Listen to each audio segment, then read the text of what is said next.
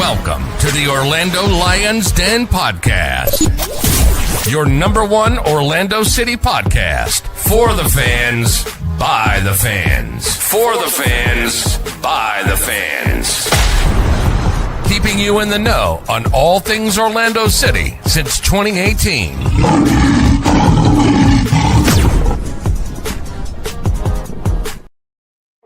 Whew. Almost got all the tweets off in time. Not today, though. I'm fat thumbing it like crazy, and I keep spelling Orlando City, Orlando Sody, C-O-T-Y. How you guys doing, man? Eddie, I haven't seen you in a hot minute. How the heck are you, brother? Good. Tired, brother. Tired. Found out earlier today I'm not working tomorrow, so I'm working till tomorrow. But then I got to carve a little time out for the other family here, podcast family. So good to be back. Always good to have you back, man. And Alex, how you doing, man? Good. Well, you're not working on a Wednesday. Oh, my dad's in town. Golf, Eddie? Yeah, I'm playing golf, and then I have a meeting in person, which can be an email. If my boss is listening, it could be an email. I stand by that. And does your boss listen, like actively? Like, is that what we're doing here? I don't think so. I'm not sure. I do have a funny story about someone listening that I will tell you guys about that. That you didn't expect. But yeah, I have a meeting tomorrow in person, and then I'm gonna go play golf with my dad, and then we're gonna go to the game. So yes. Did you see Nice. you see why Ryder's bailing on us for the next couple weeks? He's got in-laws, or so what it was? No, he's gonna go play golf in Alaska. Oh, that's right. Yes, nice. I'm going to play a reunion tomorrow. I never played there. Ooh, It was like don't know what that means. I know of the area, but I had the choice of the Tom Watson course, the Jack Nicklaus course, the Tom design. So the Nicklaus didn't work out time, so we're gonna play the Tom Watson. I don't know if anyone some of the listeners know about that, but those are some legends of golf. And I had some stuff stored, some points I didn't know how to use, and I figured it out. And it was like half off, so sweet. But there you go, man. Gets the job done. Yeah, I'm excited. It's just gonna be hot as hell because we're teeing off at 1:00 in the afternoon. Okay, that's a little bit brutal. Yeah, That's how you get the cheap. That's how you get the cheap seat time. that was part of it. Yeah, that'll do it, man. Yeah, that'll do it. Yeah, shout out Golf Now. Yeah, there you go. All right, let's go ahead. I'll give a quick shout out to some sponsors, and then we got some Leagues Cup action to talk about. What our scenarios to potentially advance look like, and we got to play that team from South Florida that likes to cry over at the weekend. So we got to talk about that too. And I'm happy that we got this crew in here. I mean, honestly, Cleon probably would have had a lot to say about them too. But he's busy on his 1 week of work. So shout out to Cleon for getting the job done. So first, let's go ahead and shout out, as always, Hourglass Brewing. Thank you for bringing us back another year with the No Mango, No Party. We appreciate you. Second, at Chad McGibbon on Twitter. If you're trying to buy a home in the Central Florida area, at Chad McGibbon, he's got you covered. And Chad, good luck in League 2 this year, man. Hopefully we can see if you got a possibility of trying to advance. Then we got Loans by Leo. That's the handle here. Leo Gonzalez with the Epic Mortgage Team, powered by U Mortgage. If you're looking to buy a house, you might need to go ahead and go over your financing or refinancing options. Leo's got you covered. 407-844-7696. And Eddie, in the world of insurance, you got any updates for us? No, not really. Other than you just told us that you're not working tomorrow. Yeah. Some companies, recent company dropped rates in July too. Safeco and Progressive. I have both. If you want, check your car rates. Hit me up. And Leo, a little word for Leo. Mortgage rates are the lowest they've been since last August, I believe. So, good time to marry. What is it? Buy the house, not the rate. So, Leo helped me, locked me into a lower rate a couple years ago, and it's been awesome. It's been very helpful. So. See, this is the way we do things. We help each other out on the show. The sponsors, we all work together. It's a big happy family, just like we are. So. With that being said, though, we had some Leagues Cup action this week. Everyone's favorite or least favorite tournament, depending on who you talk to. Started it off. We played against Pumas, a 1-1 draw, if you recall. I believe it was we had Rodrigo Schlegel getting assisted by Martin Ojeda for a goal early in the first half, like for 5 minutes in, if I recall correctly. And then Karaskia, former Houston Dynamo player, equalized in the 80th minute. And as Eddie, I believe, tweeted during the game, I used to love when we were undefeated in shootouts. Unfortunately, in this shootout, we had misses by Edward Atuesta and Cesar Arujo. We fall in the shootout 4-3, so we only get 1 out of the possible 2 points available for a draw. I'll go to Alex first. Thoughts on the first game? Felt kind of typical Orlando City this season. Kind of like we dropped a 1-0 lead at half and tied the game. Kind of like that 1 point in the shootout might cost us the advancement in the Leagues Cup. Yeah. Listen, my main takeaway from this game is Ramiro Enrique is not a starter. I don't care who else is a starter, but we got to stop mixing things up. I think we know what our best team is, and just because it doesn't, the 11 that we have in our best team doesn't mean that it's the 11 best players at their position on the field. I think if we start Muriel in that game and come with Enrique off the bench, we probably have a better result. And it was the opposite, and we've seen that a few times this year, and I feel like it's been that way pretty much every time, other than the St. Louis match when Enrique really had a good match. But if Duncan can't be there to start, I think you got to start Muriel. And I don't want this to be any slight towards Enrique. Oh, he's better off the bench or whatever it is. Muriel is useless off the bench.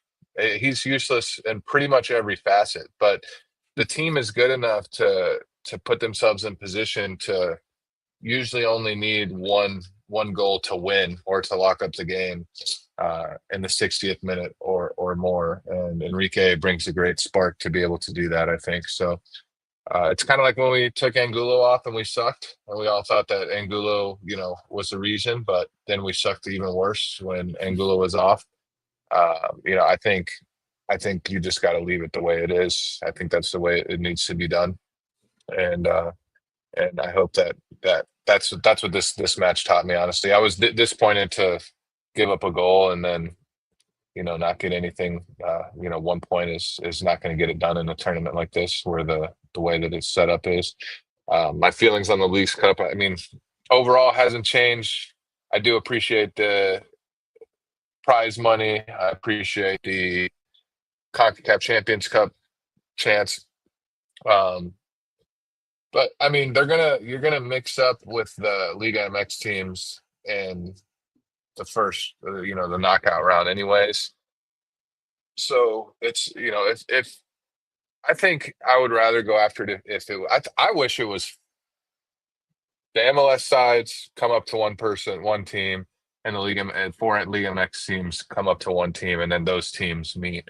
To me, that would be a Leagues Cup, as opposed to getting into the quarterfinals and saying, all right, the 1 of the MLS faces the 4 of the Liga MX, and so on and so forth, because then you can come up and there's a chance when that's how it is, right?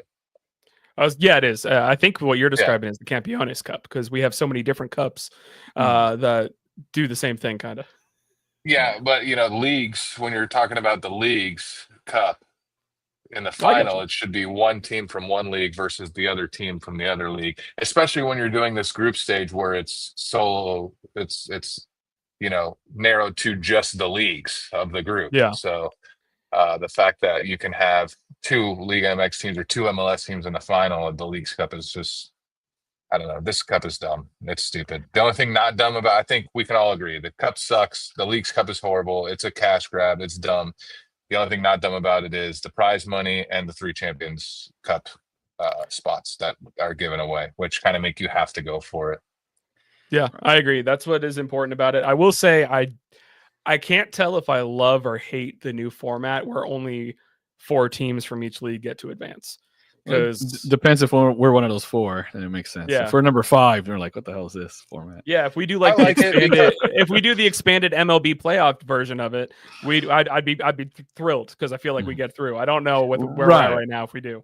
I'm a sports hypocrite. I Whatever think helps it's us get good in, I'm for. I think it's good to lower the amount of matches that you're going to play, especially because if you get to the third or fourth place, you have to play that third place game.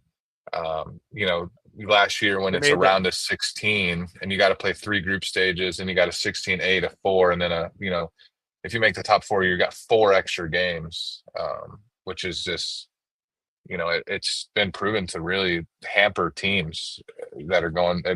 It's just another reason why not to go for this cup. So Yeah. I think that this format. I like the format. I thought top 4 was whack, to be honest, but it's not that bad. I mean, you win 2 games and win a penalty shootout, and you're basically in. Is what we've learned, and I mean, we still have a fighting chance even with losing a penalty shootout, even with getting seven points, so This I don't is mind true. the format. This is true. We'll end up talking a little bit more about the scenarios because I got notes written out to be able to go over that. I did a whole thread on Twitter. That's also just me trying to put hope in there that we could do it. Eddie, what are your thoughts against the draw against Pumas? And then we could talk a little bit about the win that we had over Atlas. Yeah, well, I mean, this cup, I agree with Alex. It's just like a grift. And look, it's not fair if you don't travel to Mexico as well. But the Mexican teams don't want that. Yeah, I was gonna say, did you see the comment from they've been saying the it for MLS years. TikTok account or something? It's not new. They've been saying it. They're like, oh, it's just infrastructure. It's just easier. We want that greenback. We want that US dollar. So they're saying it. They're saying it just fine. So it's just wild. So it's just a grift basically. It's just a money grab. Now, and then who's the winner? Miami. That also brings down the legitimacy of it to me as well. And you get whining like Javier Mascherano whining that the ref isn't from or is from a different country Mexico. like that. Yeah, from Mexico. Like I think that's what he was crying about. Yeah, and next he's gonna complain that the ref, in MLS the ref is American and the Pope isn't Argentinian anymore. The Pope's American too. Just like it's all ridiculous. So like with Pumas, look, I didn't think we deserved to win. One shot on goal off a set piece. It just wasn't right. And Enrique, look, is Muriel good? No, but Alexis has a point. Enrique He does. Muriel plus Enrique is better than Enrique plus Muriel, like in that order. That's what I mean. Who starts? Because Muriel off the bench, he was a little saucy. I give him credit. He wasn't bad this last game. But generally, when you're running out tired legs, your thought process shouldn't be let me bring in some wash legs. You know what I mean? Yeah, you don't want to right. as our group chat sometimes refers to him as you don't want to bring in Fat Louie against our legs. Yeah. Did I make that? I know I called him that. I don't know. So I made that up or I just sold it. I was gonna say I don't remember if it was you or somebody else, but I know that we all have called him Fat Louie at one time or another. Yeah. right. It's soccer is a different game. So it's like it's unlike any other sport where you can sub in and sub out and interchange the players. The guys that you have coming in have to be difference makers in pretty much all scenarios of a game, whether you're losing, by a goal, tied, or up a goal, which is most of matches. You got to have guys that are you can depend on to make change the game.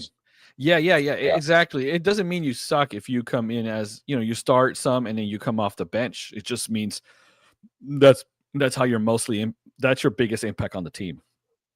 Right. And the Columbus match was a great example of that. Exactly. Right. And if you look at our goals and Enrique's goals, a lot of them, I've been saying it for years, it's mostly counterattack goals, right? It's on a break. And that's when Enrique is most effective, sliding in, finishing it, finishing a one-time chance, a cross, that beautiful cross from Angulo, etc. recently. So the game state suits Enrique more when it's later in the match because he's got good pace, good movement, and he can make a bigger impact. And we tend to be more on the break because we're either down or tied. And in this format where you don't want to go to penalties, you want to go a little harder because especially this match where you have to win. So Enrique really should come off the bench tomorrow and should be Muriel because we're gonna or nobody looks better in the league than Orlando City down a goal the last 5 minutes. I mean, we look silky smooth. We get shots off on all angles. Yeah. We could go 98 minutes with no shots on target, and then there's 2 minutes left, and we have like 15 shots. So definitely, I agree. I'm actually would start Muriel tomorrow because of that. So point being, we just weren't very effective. I see why people like League MX, and then they think they play better football overall over there. It's just true. They move the ball better, quicker, better tactics, overlaps, people cutting in, just a lot, real silky football. And Pumas was really had us pinned back for a long time. Even Oscar said we were defending for too long. And, when you suffer more than Oscar, that's like, you should get checked out, see a psychiatrist. That's a lot. You got a lot of suffering that you're really into it. Maybe for some reasons you want to discuss. So it wasn't deserved 3 points. But that being said, Pedro, when you save a penalty in a penalty shootout, that should be enough. And Atuesta, he's hurt now. He's going to miss 2 games in a row at minimum.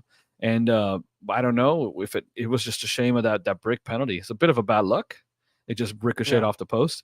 But after that, he got, I don't know, he got mad, and now he's hurt. Now he's gone. And Cesar, that was criminal to put Cesar in a penalty. This guy's stricken the ball one time good. One good ball strike in this 4 years or so in Orlando City on that free kick. When do you ever see him? Season, right? Yeah, when do you ever see him strike? He's not a good ball striker. When do you ever see him strike the ball well? And I don't know, but just Muriel's magic there, Kyle Smith. I know they got their chances, but I just there was no reason for Cesar. And I advocated for Atuesta. 1 miss, we could have probably won it, but 2 is too much, So I just didn't think we looked good enough to get 3 points, and that one was disappointing because when you start a tournament like this, you want to start off with 3 points. We didn't, and we didn't deserve the 3 points. And I'll never understand why you save a penalty kicker. I mean, right. We've seen Neymar, this analytics guy. This analytics right. guy, that better be the very first thing that he talks about is if we get in a penalty shootout, you don't save a guy for the 5th kick. You may not even see the 5th kick. It's not guaranteed to see the 5th kick. Mm-hmm. Isn't that Brazil, right? Where Neymar never got a kick? Right? Yeah, I think so. I think so. If you go your Neymar, best kicker, then your Neymar. second best kicker, then your third best kicker. I mean, this is mathematics. Yeah. It's not, you don't save a guy for the 5th spot. It's just that's the dumbest thing. It's just I don't. Right. I would have been Ojeda, Muriel, Smith in any of those 3 in any of that order, right? Just bam, bam, bam. Those 3 aren't going to miss. So. Yeah, and I think Duncan's gonna take some time to get his sea legs under him, etc. Yep. But who knows how he's been working lower body because his shoulders, and like Cleon says, you don't need your shoulders in soccer. So and so my point is that Alex Freeman, bro, he had just crushed Navas 2 weeks before. Right, that was the one. Yeah. And he doesn't get a chance. Right. You know what they say, like you reward people based on like recent and form. What has Cesar done to warrant what he wanted the first 5 when Alex Freeman was right there? So yeah, this is like an Atuesta with a cold-blooded penalty 2 weeks right on a bigger stage, and that League's Cup, like something meaningful. And look, Atuesta hit off the crossbar. It could have gone in.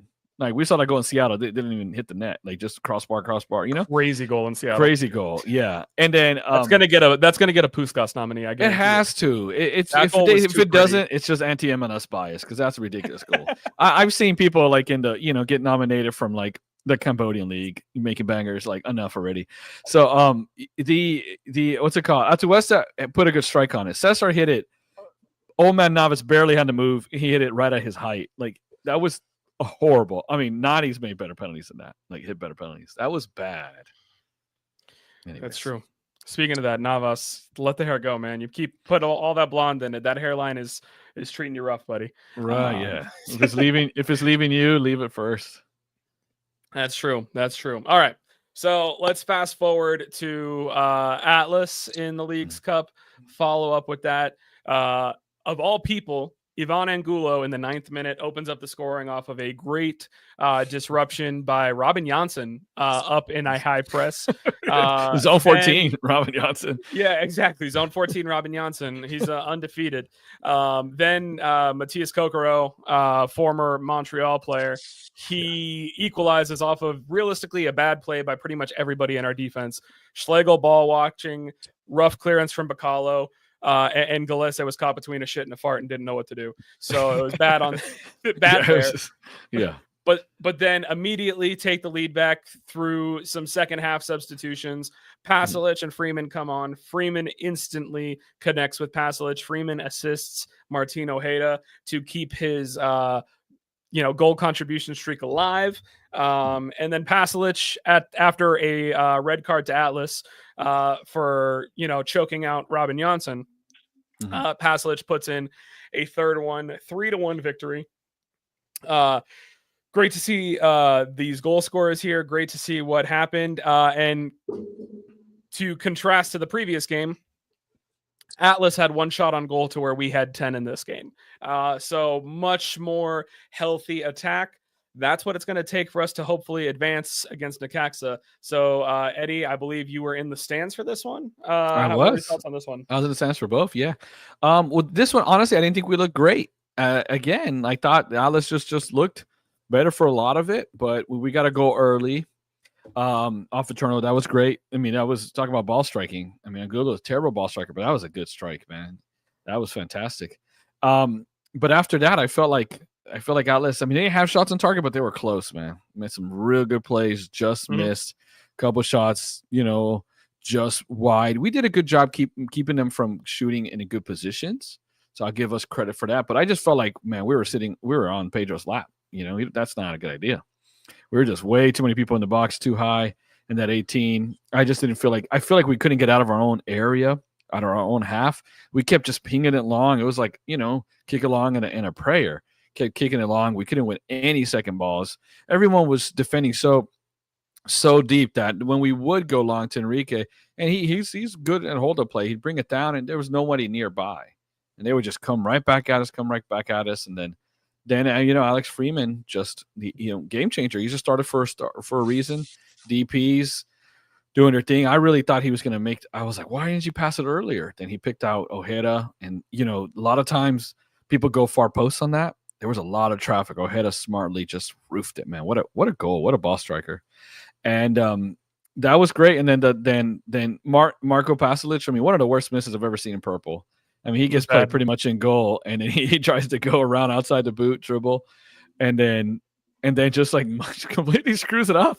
Like, this guy's so funny. He's just like, he hits a step away, fade away 3 in traffic, but just an open layup he just doesn't make. He's such a wild player because right after that, towards the end of the game, he gets a ball, one touches it, and just roofs it across like the 18, like all the way across from one side of the goal to the other, and roofs it, top bins it.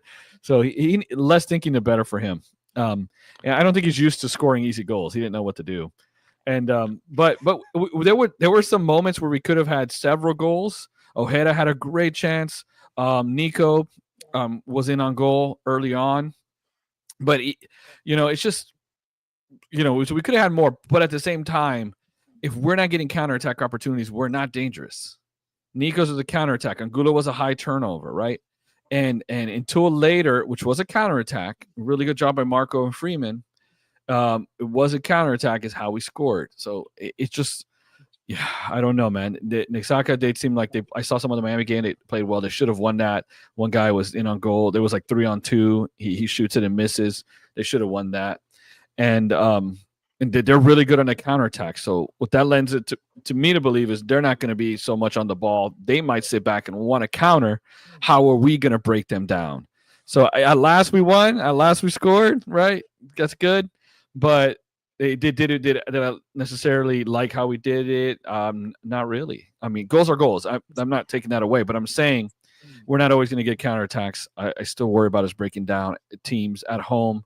We just, that's our issue. On the road, we can play counterattack and we're great, but at home, it just don't feel super, super good. So I'm a little worried because I don't think matchup wise, it's a great matchup to next match. No, it's not. What do you thought? What are your thoughts on the Atlas game, Alex? Just going back to the point that your bench matters, the substitutions matter, and the electricity that you can bring off of the bench to make impacts on a game matter. Which is why Muriel should not be on the bench. I don't think he should be in the team at all, but we kind of had no choice.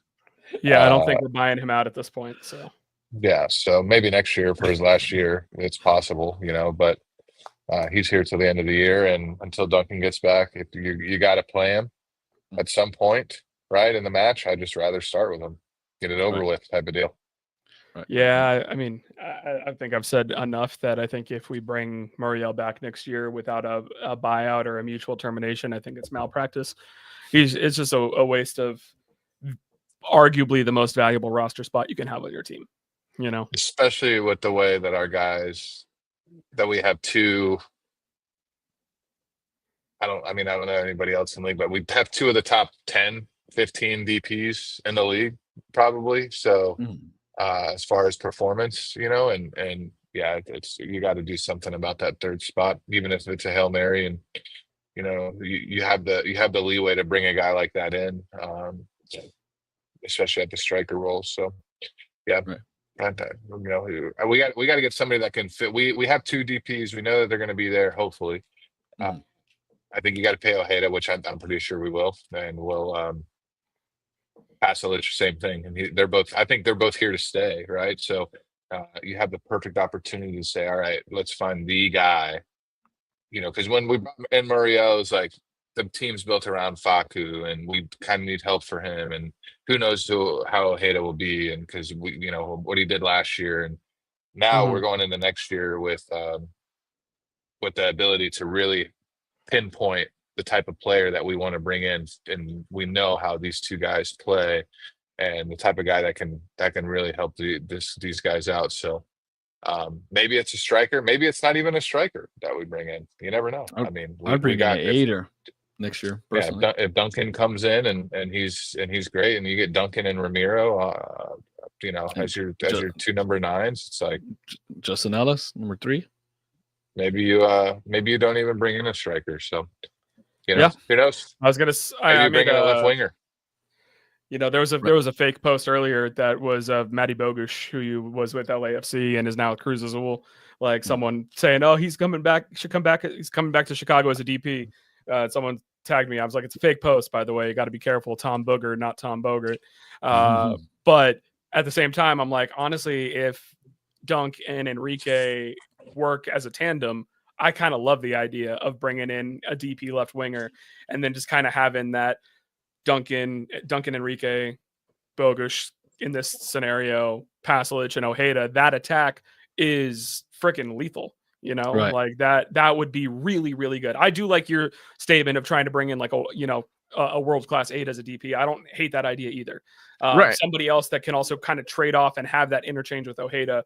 That's maybe a little bit quicker and a little bit like if Atuesta is out, we're kind of disjointed in the midfield.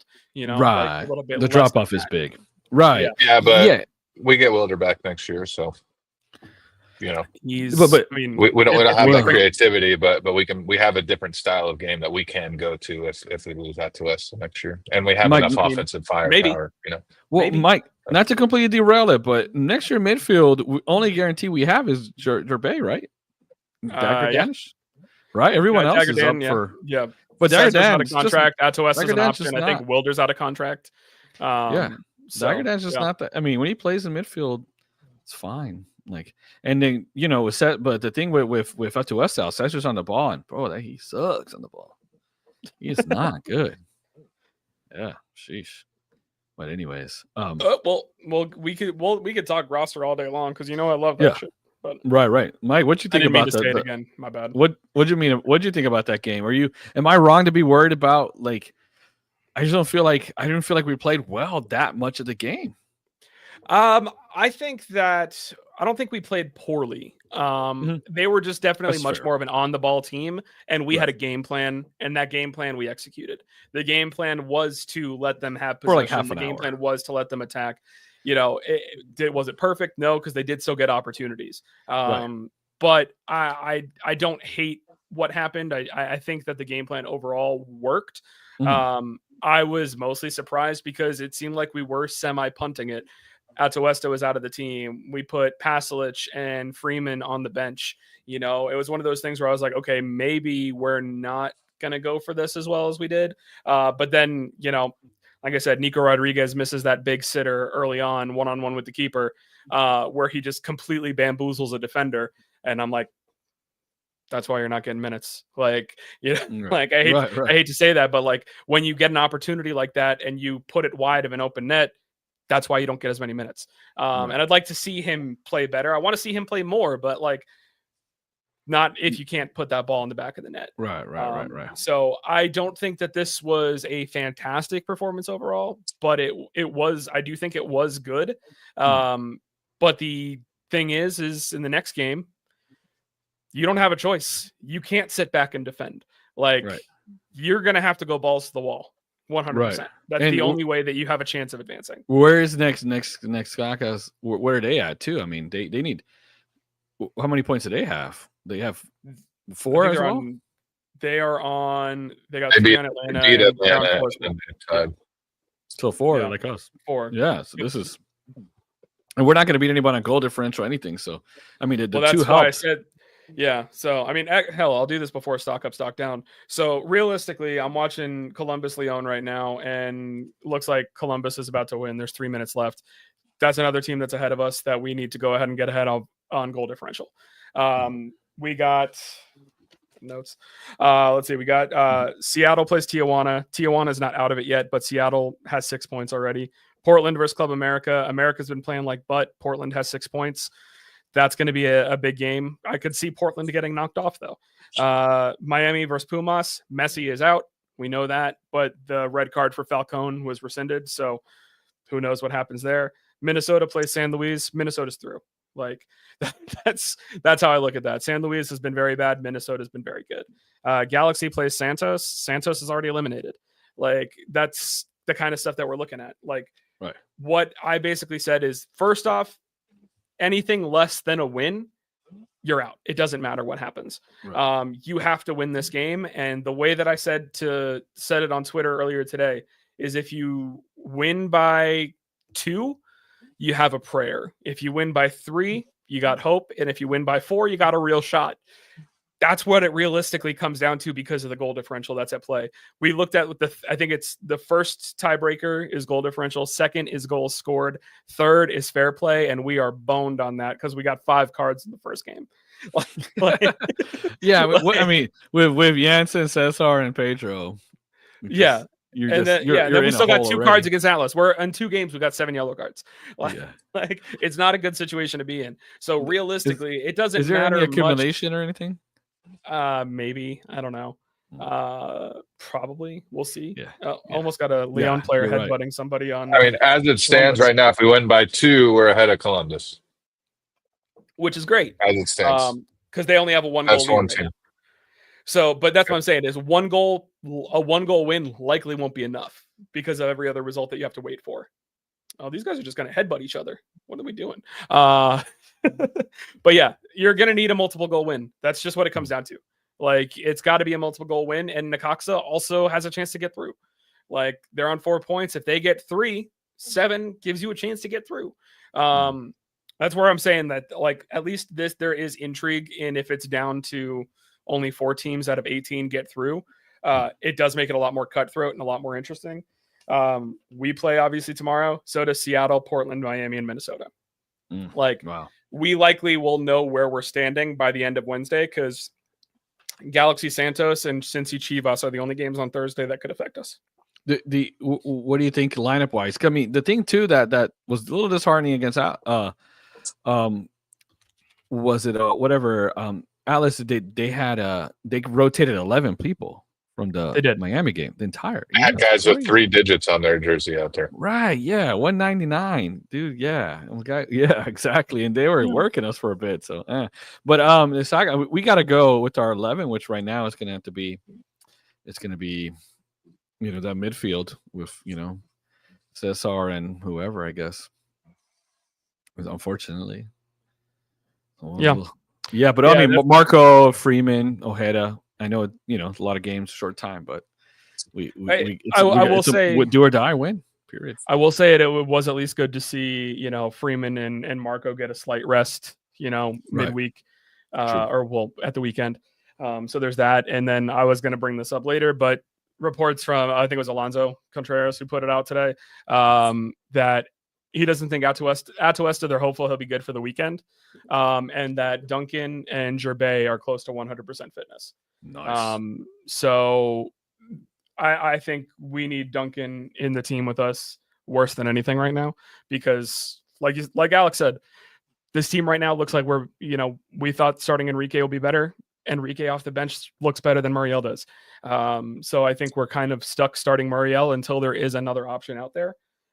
With that being said, I don't think that Duncan will come right back into the team. We all know how we are with integrating players. We don't have a lot of games left in the league. But I think Duncan, as soon as he's able-bodied, he's got to be in there 100%.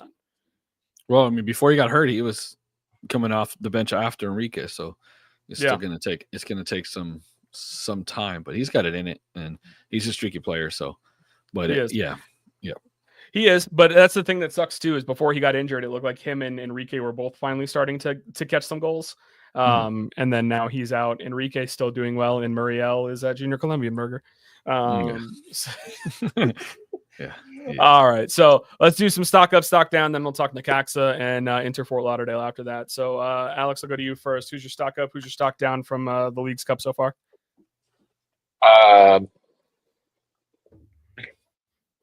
There's not anybody really that I could say stock down, I guess, for. Atuesta missed a penalty. Brecalo played horrible for me on Saturday. One of his worst matches, I think, ever in purple. He's usually solid, just what you're going to get. And so I guess he'd be my stock down. My stock up, when you're at the bottom and you're starting to play well, I guess I gotta give it to Angulo. He's turning it around. So I think the attacking players have done all right, especially when you look at Ojeda and Paslic had his goal. So I don't care about this tournament. I care about the result, the money, and really I don't even care about the money because it ain't my money. They're already hiking up the prices, so it ain't my money. Caring about the money is like saying you want tax cuts for the billionaires. I don't care about the money. You know what I mean? I don't see any of the money. Why the hell do I care about the prize money?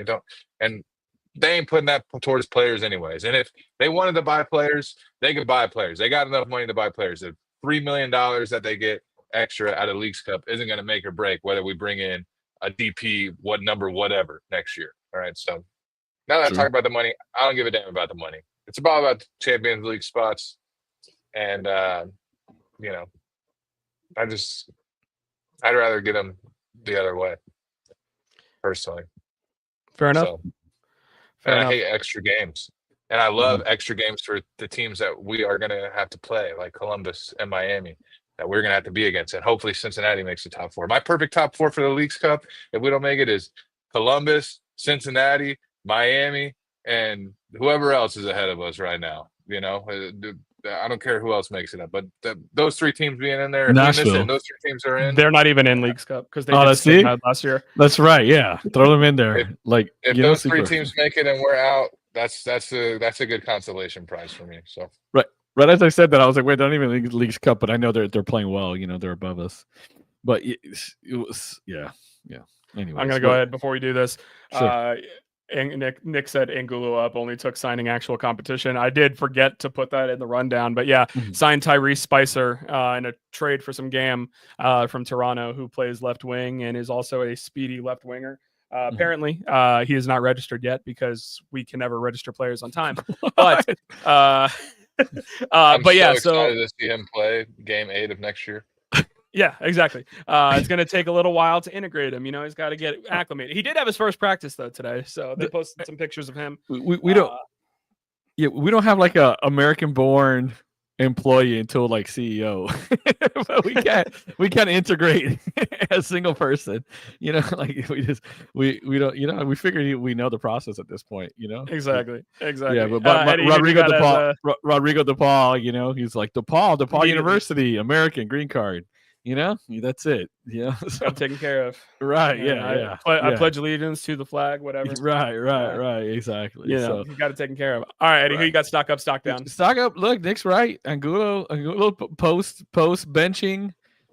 You bench him. He came back hot, and then you add the competition. You're adding an extra gear to him. So he that was a good goal, and he's unique. And we have seen we're not going to play.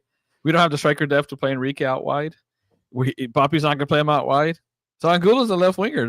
Ojeda is as great as he is. He's not as good there. He's just not. The team is unbalanced when he plays there. So so Angulo is locked in, and Nico. Look, to be fair, he hasn't got a lot of minutes. You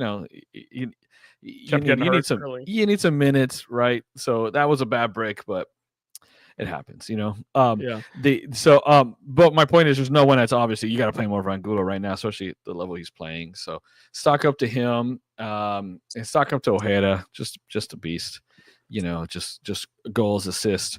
He should have had 3 assists in that game easily, probably, right? Like legit assist, at least 2, right? Team posted today that he is sitting on 29 goal contributions this season. Obviously, that is going to be counting fake assists. I can confirm that. But including if they're going to include fake assists in all competitions, I think there's a shot he hits 40 this year. Right. We should put that as a poll on the podcast. We're going to put that in the poll. Yeah, I think I'll put it in the poll when I post it. Yeah, I think it's 40. But so yeah, the polls are on Spotify, by the way. If you're listening on Spotify, you can find the poll. But we can put it on Twitter too. Yeah, we'll put it on Twitter too. Yeah. So you stock up those guys, Freeman for his cameo there, and Marco too. But you stock down. I don't know. Like I think I'm with Alex. Like I just don't think Breckerlow's a left back. I get why we do it because we put Freeman up. It's just if you have anyone who could run at him, he gets cooked a lot. But he's a big dude. He's out of position, and I get it. Look, I'm an Arsenal fan. They haven't had a real fullback, and when they've had center backs at fullback for like 4 years now, and then they finally change it, and it's a midfielder they put, who replaced another midfielder. They have at left back, so they haven't had a true left back in 5 years. So I get the center back at left back thing, and let's be honest, Freeman 6'2", he could be a center back easy. It's not like he's like just like rangy like Reggie Cannon or whatever Huan kind of person, right? I get the idea, I get the concept, I get the tactics, but ideally you want a little bit of just I don't know, just he's just not good defending on an island out wide, and it cost us every game. You see a lot of times like they were doing these just slipping slide rule passes, slipping it in behind for pullbacks, really dangerous. And a couple of people, Cesar cleaned one up, Janssen cleaned one up, but they were working down Breckerlow's side a lot, and he's out of position, so it's not a knock on him. I'm just saying that maybe he's just not left back. And then in which to extend to stock up, which is why Angulo's so important, because he holds the whiff on the left because we don't have an overlapping fullback. So that's just what it is. And and it works because Ojeda fades that way too. So then we get overlaps. So you don't need you get overlaps from your 10 and your left winger, not the left winger and the fullback like you normally do. So like I said, stock down at Breckerlow, but it's not really his fault. He's playing out of position. So a little cruel, but that's what I'm gonna go with. I got you. A stock up. I mean, you guys already both gave it to Angulo. I was gonna give it to him again, but I'll go ahead and give it to Marco just because he's gotten a little bit cold lately. So I like to see him get back on the score sheet and be involved in a couple plays there. I would give it to Ojeda, but his stock is so high that I don't know that it could go any higher because he has been so good this season. And then stock down, I'm giving it to Cesar, man. Obviously, right? Yeah, I was gonna go with that. That penalty is you can't be doing that, man. Like this dumb guy's in a turnovers. contract year. This guy's in a contract year. Right. Like you're playing like you don't want to be here sometimes. Right. Like so. There's some people in a contract year that like they want to get that bread. right? And then there's people in a contract year like Chris Mueller, like they just want to Yeah. get out of here, Exactly. So like, Well, and that that's rumor was earlier in the offseason that Cesar wanted to leave anyways because he had the baby right. and he wants to go back to Uruguay. Right, and look, and these games are physical. These Mexican teams, they dive all the time.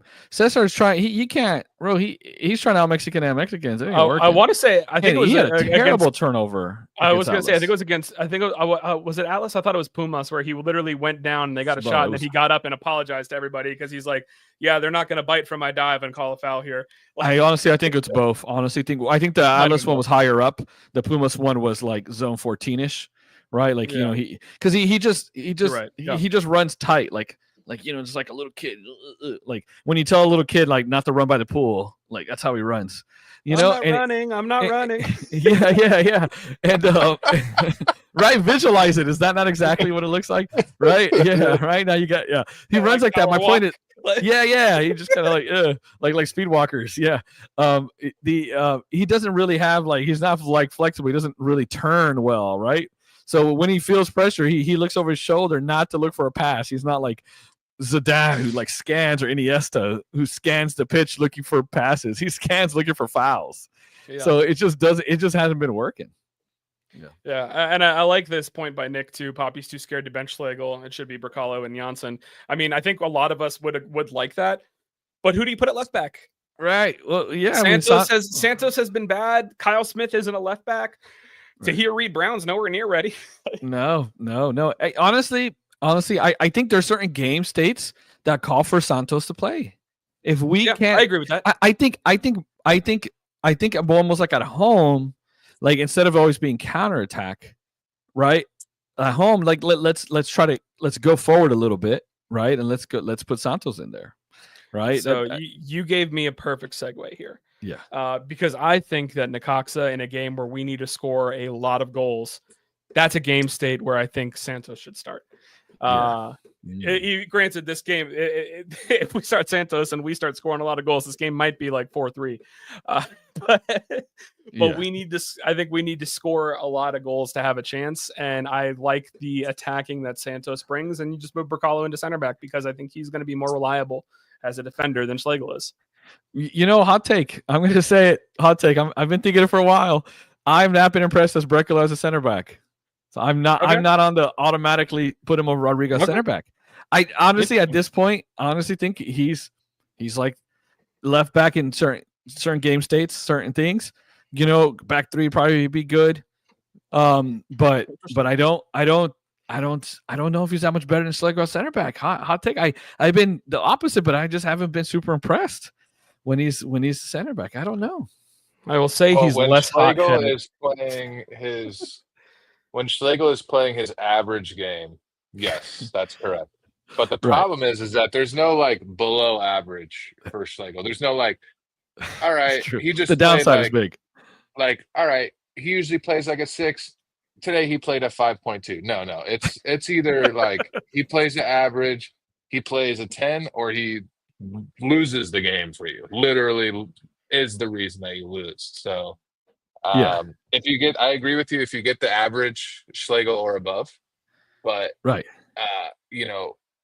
there's just that one out of every 5 to 8 matches where Schlegel's going to cost you the match, and Bracalo probably wouldn't do that. And I think that's what a lot of people are scared of. But although Bracalo was thugging out in this last game, he was shoving the hell out of everybody. He was I think he needs a break. I think he needs a break too. He looks gassed. They're asking him to do a lot, man. This is like some big dude out there in Viking FC, and he's out there, chasing it's 5'7" wingers from Pumas or whatever. Just like he's chasing the other Angulo, like a faster Angulo. I don't agree with that he was a miss. I don't think he was. I agree. I don't. Colin, I'm also going to ask to please change your profile picture. That's such a cursed image. Yeah, fantastic. Colin, keep it. That is the best poster of all time. I think if best poster of all time, the way the New War of the Worlds is the best movie of all time. Right. Yeah, exactly. But honestly, I get what Colin's point. I get his point because is he as good as AC? No, AC was him. He was at really high level center back there for for a while, man. He was really good on the ball. He has not lived up to Antonio Carlos. Right here. Tres puntos. And he's back. And Yeah, Antonio back. Carlos is back. Yeah. Orlando City West. Yeah. They got what, Mickey Freeman, who's the future. Remember him? I try to tell you guys. Holiday. Maggie Holiday. See that? Yeah, I forgot his name. Freeman is the future. You could find a tweet. I tell you, 2 years ago, I said Freeman's gonna have a better career. If we're gonna give, whatever minutes to develop someone, blood a right back, it should be Freeman. I said that like 2 years ago. I'm gonna pray that Tahir Reed Brown has a come up like him in a year or so, because I'd love to see it. Right. A left back would bro. I'd Spicer left back. Who knows, bro? Convert him into left back. We converted Dak to fullback. We converted. City Lions mentioned it too, and then said actually never mind. But he has played some left wing back before, so he could be realistically an option for both. I think he's going to be more a speed option off the bench because he has Angulo like speed. He is very, very fast. So back three, Recolo, Jansen, Schlegel. If in a game state, Spicer, left wing back, or Santos, or whatever, it's not too bad of an idea, But also, what was I going to say? I don't remember what it was, but yes, that's it. I got some hot takes. Look, it's been rusty. It's been a while. I got a bunch of stuff. I was gonna say I feel like we're definitely kind of like going long today. I got it. Yeah, when I'm here, you got to add 10 minutes to it. It's the Eddie tax. That's why we haven't had you and Cleon on together, because Cleon's like, yo, I gotta be off at 9. Bro, Cleon, if you're watching, blink if you're okay, because I'm getting worried with this time frames and stuff. This guy used to be free, time frames, and I'm getting worried a little bit, And also, if you're free, bring back some cake and chicken. Yes. Oh, it was a Collins point about Cesar. I keep hearing that about Cesar diving. He gets the most fouls. Someone told me that at the game. I was telling the guy next to me. I was like, Cesar, when he falls, like 70% of the time, I don't think it's a foul, and he dives. I'm like, it's probably he's there. If the other people complain, I'm like, they're probably right. Like, I don't give Cesar the benefit of the doubt. They're like, well, the other guy's like, he leads the league in fouls, sure. But at what expense? They don't normally come in good positions for us, because normally he catches it he gets the ball in our half, right? And then normally he's like stuck in the corner because he can't turn, and it's a foul, right? And occasionally it'll slow the game down, but generally speaking, they don't come in advantageous places. And how about just moving the ball instead of just getting fouled? How about just going forward? How about carrying the ball? How about dribbling? Remember these stats we had? He was in regards to progression. What happened to that guy?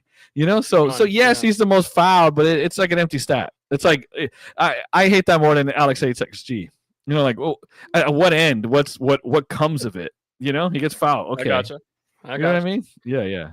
All right, Alex, I'll go to you first then. Prediction against Necaxa. What do you think happens?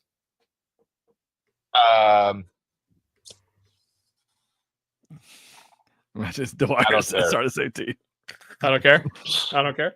I don't care is an answer. I just don't care, brother. I don't care, man. I'm focused on Sunday. As bad as that is to say when you're in a tournament right now that is awarding Champions Cup spots, I'll be happy if we advance. I'll be okay if we don't advance.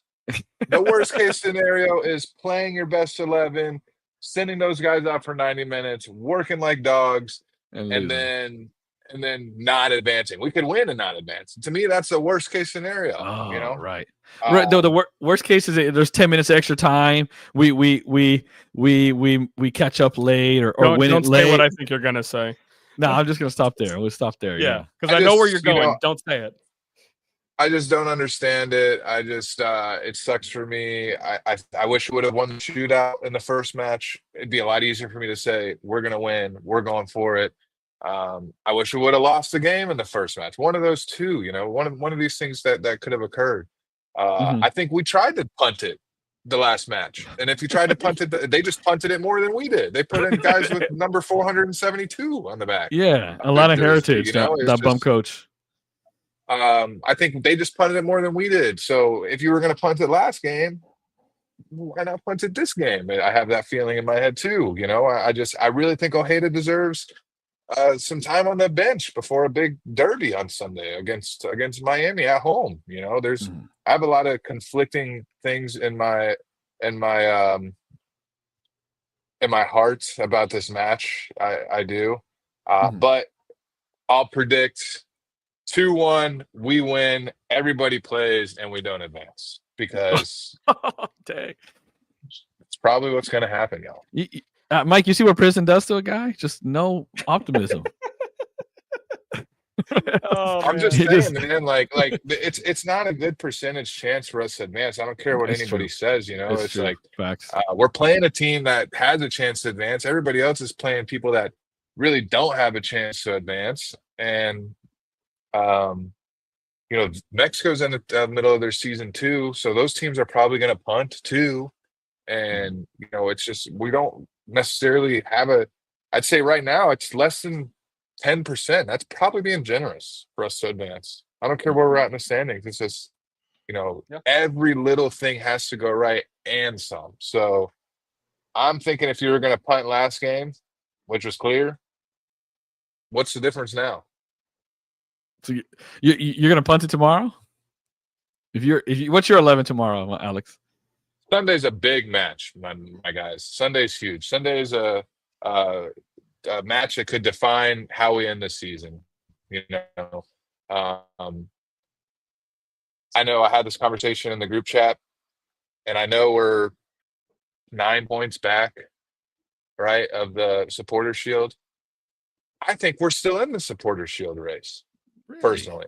Our schedule is that heavy to end the season. Our schedule is that heavy to where we can not only get points, but we take points away from the teams that are above us. We got Nashville twice. We have Cincinnati again. We got Miami again. We got Columbus again. You do realize we'll be playing at home for some of that, right? I get it. But we always finish strong. We've done that the last 2 years. We're playing good right now. You take 6 points off of Nashville and 3 points off of Cincy, you're in the Supporter Shield race. Period. End of story. We got Nashville twice, and we play good on the road. Who knows what we'll do at home against them?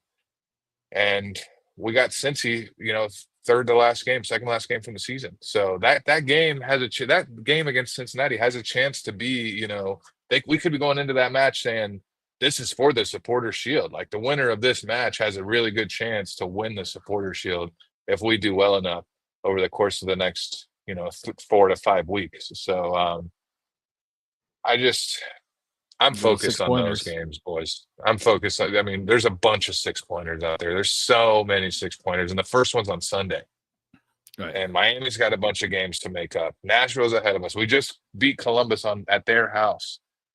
Who's to say we can't beat them at home? And it's just our home record. There's a lot of there's a lot of 6-pointers out there. We finish hot. I'm focused on the last 10 matches.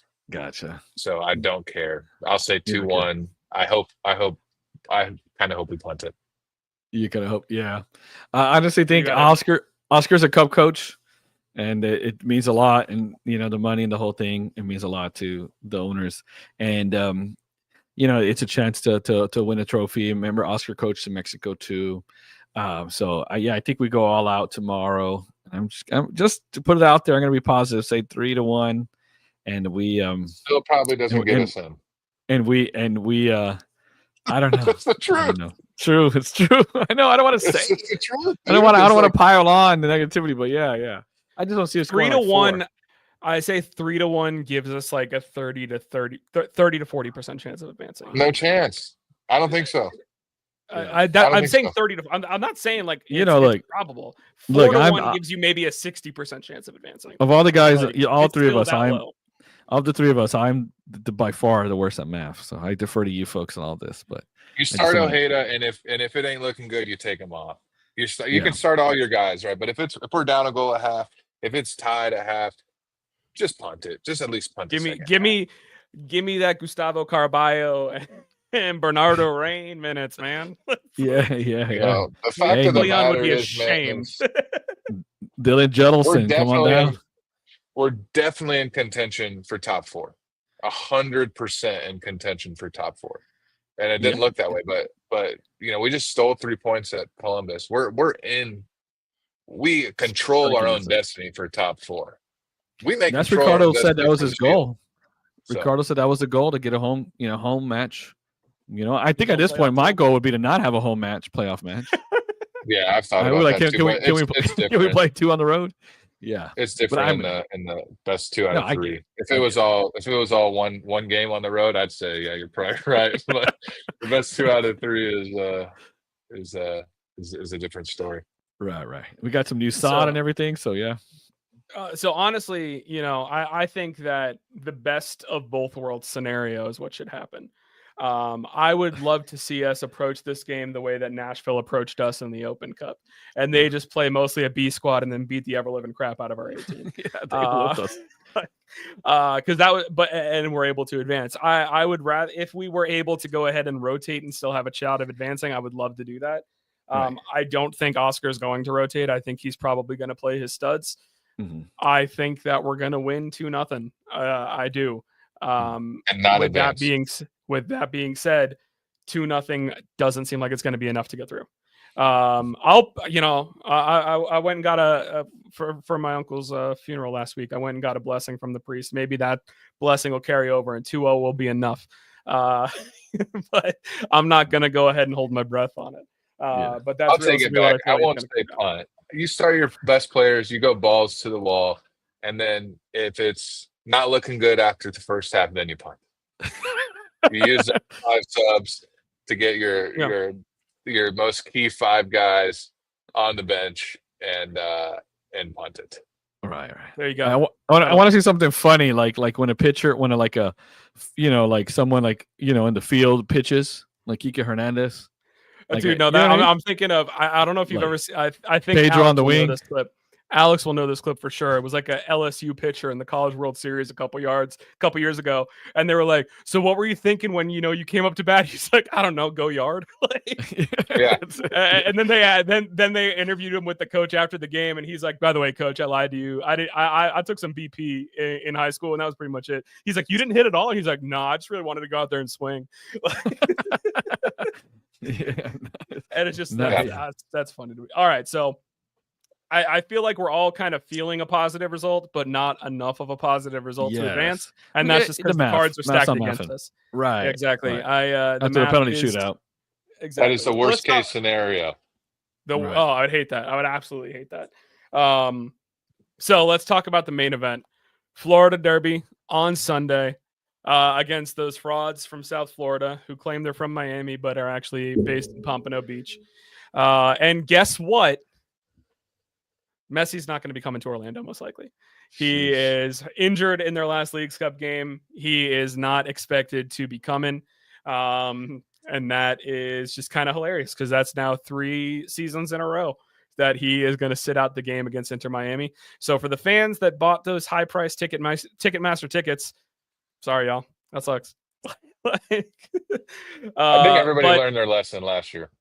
I hope so. I really do, because it's obviously we've been joking about it quite a bit in the Orlando Twitterverse about how funny it is that he conveniently got hurt again. However serious it may be. But as Alex said before, he gave us a great precursor into this. This is a 6-pointer. This is a huge game without their best player. It looks as though Luis Suarez is functioning solely on pregame cortisone shots to his knees. He is looking rough around minute 60. Tin Man. Yeah. No, he's struggling to move. This is a game that you beat them 3-0 in their house. Do not let them come into your house and get anything. That's how I feel about it. Eddie, what are your thoughts? First of all, can you highlight that comment from Colin? Because that is fantastic. Lionel missing, am I right? That's fantastic. Oh, Lionel missing. Lionel missing. Oh, I didn't. I read it too fast. Oh, that's beautiful. Yeah, that's it. Yeah, Colin, you are on one tonight. Yeah, really. Colin's on a heater, buddy. Yes. Oh man, that was fantastic. That's Ted Lasso. Yes, coming back into the room. Yes, Jeff. But I think in this one, they like, look, they still won with. I mean, they still ended up winning barely without Messi and stuff like that, and all that. And I just want to see someone 2 foot Alaba. I want Cesar to throw him into the signage. So I'm not. What an annoying prick that guy is. Never liked him. And what's it called? I don't know. I don't know why. I know we beat them 3-0, but just at home we stink. I'm gonna just say what my heart says: 2-2 draw. 2-2 draw. Who's got the goal Muriel for you? comes back. He scores against them again. Mariano Ojeda and Suarez gets a deflection, scores, and somehow Alaba scores. Yeah. No, I don't like it. Alex, No, what do you No, think? Yeah. it's not gonna. I can 100% confidently say we're gonna win this game, I like it. and I think we do it easily. What? And this is going to be the turning point for the season at home against this is the match that we need. To me, the perfect match that you can have to start this last stretch. It's against a team that is old, against a team that is playing a lot of games, that has a bunch of games to play, that's missing their best player and the best player in the league. And it's at home where you've struggled. It's a great chance. It's an easier chance to get back on track. It's a big 6-pointer. You win this game, there's a real path to easy top 4, in my opinion. Those 2 Nashville matches are going to really be the deciding factor to that. But this is one of the most important matches that we have left in the season. I'd say probably even more important than the Cincy match will be. This is a big time match. So I'm going to say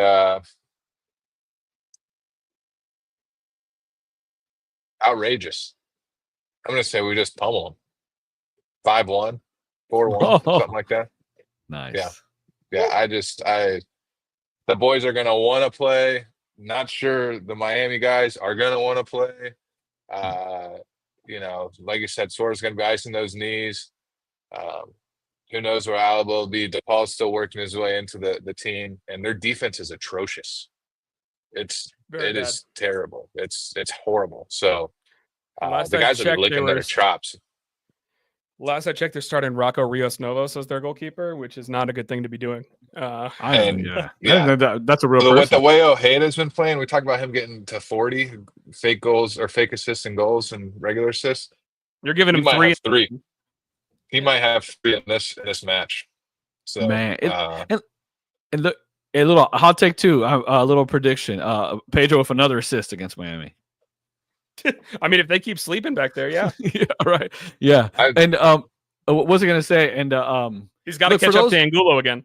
Right. For those people who paid good money to see the best Argentine in Florida, good news, Ojeda will be there. So, because it's money well spent. Yeah, I was gonna just go 2-0 again, back-to-back games, and I'll go ahead and just give Ojeda a brace because he's been unreal. Got 2 clean sheets in a row. 2 clean sheets in a row. I don't know how we're doing it, but we are. I'm just gonna say it's because their legs aren't moving like they used to, and they're missing that. We're scoring more than 2 goals against this defense, boys. I hope so. We're scoring more than 2 against this defense, and this is. I mean, I can't remember a game that lines up, which is why I don't care about tomorrow, about Wednesday. Yeah, because tell us how you feel. We weren't quite sure. I didn't quite get that. Like. Yeah, we weren't sure. I'm excited about this match on Sunday. I mean, it lines up perfectly to get off the home schneid, to start the last half of the season, to beat up on your rival. They're missing their best player. I mean, the stars. When they talk about the stars aligning in sports, this is Sunday for us. It's Sunday night prime time. Like, this is the game.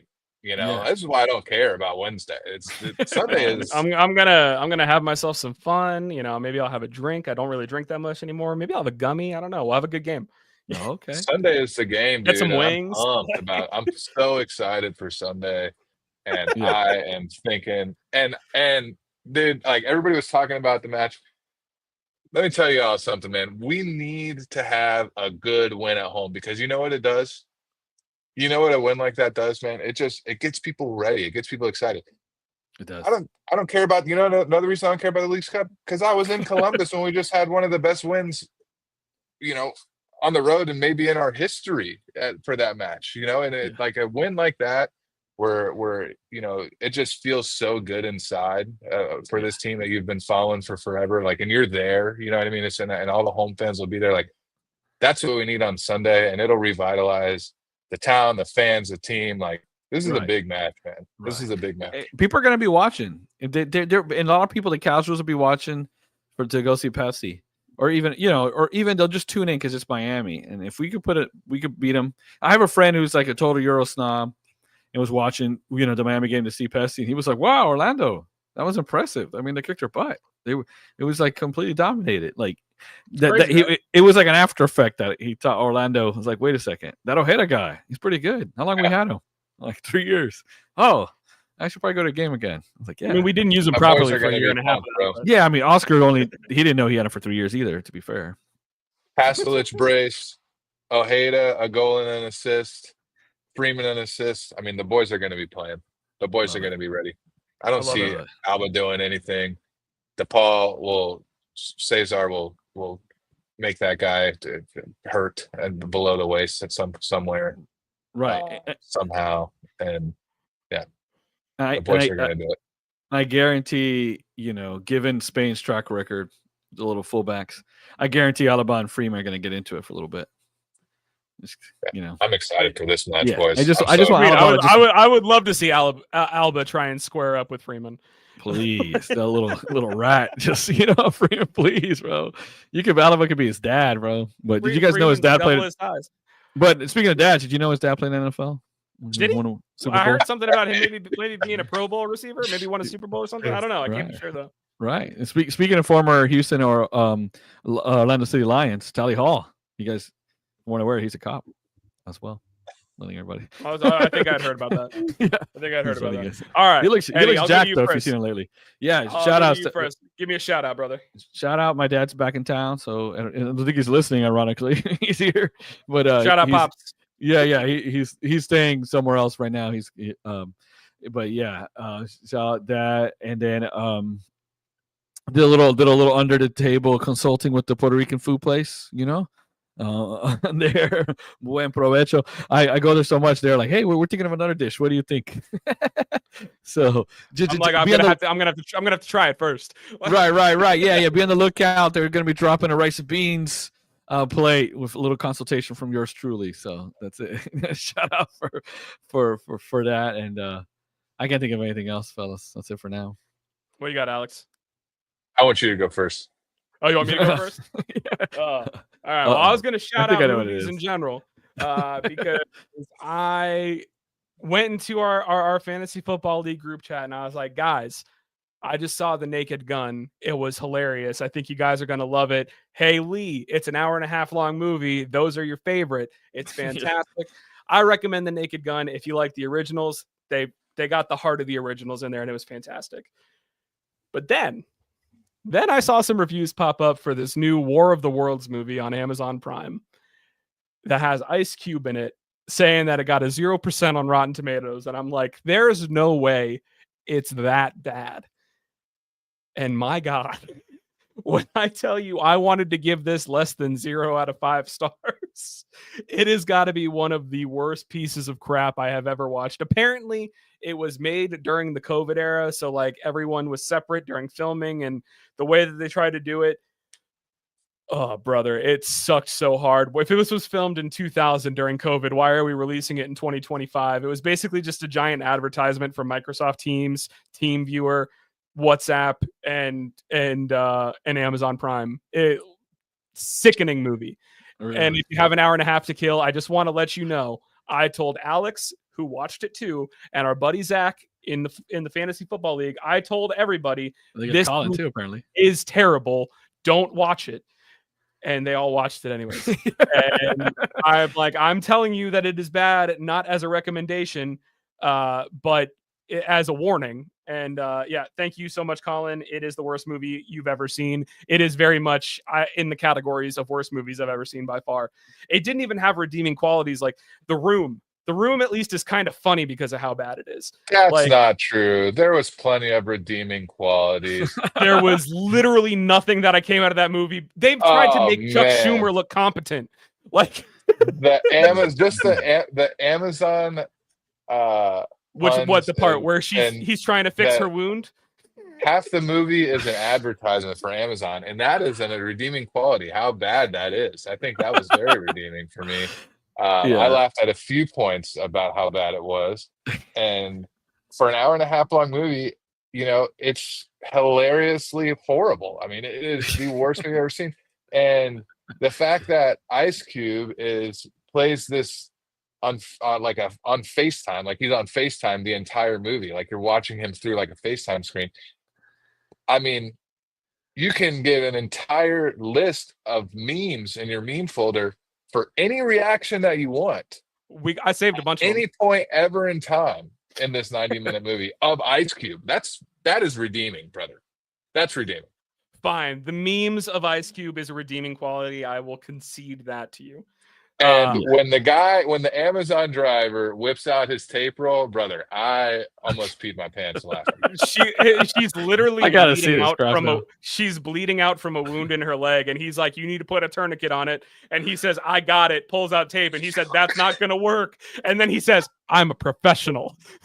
Oh my gosh! What casting director thought I need someone who's a really good face actor? I'm gonna have Ice Cube just play Ice Cube because Ice Cube just plays Ice Cube in every movie. Bro, Right. Eva Longoria is a NASA scientist. I mean, Man. there's so many redeeming qualities to this movie. There's not. Man. Redeemingly bad, but still redeeming. Mega Shark versus Giant Octopus was a better movie than this. If I can do shout out, it was 88 minutes long or something. I mean, yeah, I liked it. There's a I will podcast say- I'm listening to that's called The Cinephobe. It's on like the Levitard network. Okay, Called yeah. Cinephobe. Yeah. It is not. Children do not listen to it. It's not for safe for little ears. It is. They just watch movies that are 40% or lower in Rotten Tomatoes, and then they just review them. That's the Give it a entire week- premise. Give it a week or two. It's going to be on. Yeah. That's the entire premise. I mean, there's some bangers on there that they have that are just absolute fantastic. My The personal favorite. episodes. My personal favorite in the genre is the show How Did This Get Made? It's Jason Mantzoukas and Paul Scheer. Yeah. Oh yeah. Shout yeah, out the guys from the league. Yeah. Like they're good. them doing that. They did a live show out here, and I was sad I wasn't able to go to it because I would have liked to. I just Listen, yeah, it was- I did also feel personally attacked by Amazon Prime by Prime Video because these guys were like, "This is the worst movie ever." They said I'd have to actually type it into the search bar because it was that bad. And I opened up Amazon Prime and it said things that you may like, and it was the first movie underneath it. Algorithm. That's hilarious. So, things that you may Wow. like. Woof. Yeah. So don't listen. don't listen to Alex's taste on music. So on if movies. you've gotten anything from me on this, go see The Naked Gun. I loved it. Yeah. There you go. All right, guys. Yeah. Well, that Peter is an Pascal's in episode. it. You just got to look hard enough. My shout out is to the Orlando City analytics guy. Don't save your last penalty kicker. The best one for last. Let's There you not go. do that. I love it. Somebody get Guys, Mayor there. That's an episode. We are longer than normal, and we hope that you enjoy You're it welcome. because the end of this was really funny for me, at least. So I don't know if I'm going to have Den After Dark going after the game against Necaxa. I will for sure have it on Sunday. I just might be feeling a little flowy if things are going the right way. So vamos, Orlando. We love you guys. We appreciate you. Thank you guys for being in here in the chat with us too. And Colin, sorry you also saw that movie. Very, very sorry about that. But we love you guys. We appreciate you. Vamos, Orlando. Let's beat the crap out of Fort Lauderdale this weekend. All right, Vamos Orlando. Thanks for joining us this week on the Orlando Lions Den podcast. Don't forget to follow us at Orlando Lions Den on Twitter, Facebook, and Instagram. See you next week in the Den.